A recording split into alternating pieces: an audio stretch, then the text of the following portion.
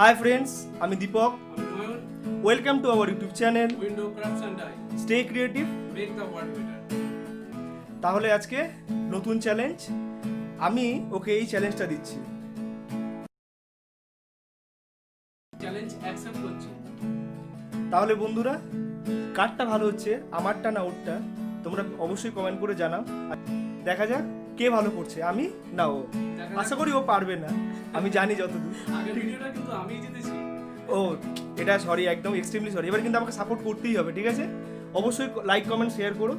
আমাদের window crafts and die চ্যানেলটা অবশ্যই সাবস্ক্রাইব করে রেখো যারা সাবস্ক্রাইব করোনি এখনো পর্যন্ত। আর আমাদের ভিডিওটা ভালো লাগলে অবশ্যই শেয়ার করো। চলো তাহলে শুরু করা যাক আজকে নতুন চ্যালেঞ্জটা।